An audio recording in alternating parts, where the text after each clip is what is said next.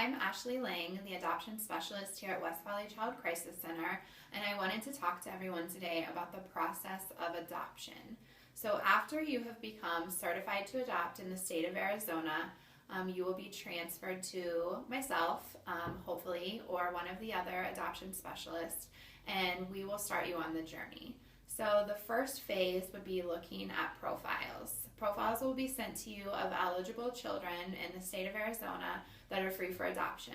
Once you look through a profile, if you feel that you might be interested in the child, you'll let your adoption or licensing specialist know that you would like to inquire on the child.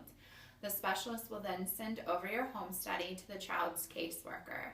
If they also feel that you might be a good match for the child, then they will staff you. Once you have been staffed along with possibly other families, one family will be selected. If you are the selected family, you will then move to a match meeting.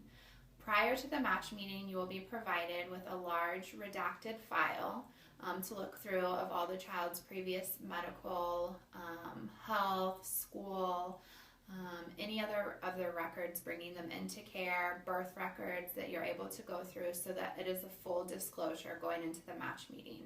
At the match meeting, you will then have the opportunity to ask any questions that you might have about the child, as well as the team will be able to ask you any questions that they might have about your home or your family. After the match meeting, you're given 24 hours to decide if you think that the child would be a good fit in your home. If you decide that the child would be a good fit in your home, you'll let your specialists know. They will contact the team and the transition will start. The transition, moving the child from their current placement into your home, is anywhere from a month and a half to 3 months.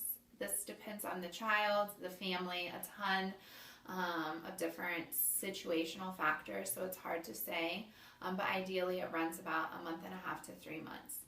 Once the transitions have begun, they will start out in the community. So the first visit is normally out to dinner or to the park, and there will be a couple of those before they lead into home visits. And then the child will come and stay in the home, normally just like a day. Maybe if it's a long weekend, you can see them 2 days in a row. After that, they move to weekend visits, and then normally long overnights if there's again another holiday break.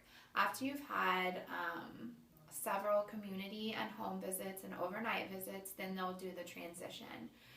Once you get a transition, you'll need what's called a notice to provider, giving you the rights of the physical custody of the child. This is what you'll use to enroll them in school.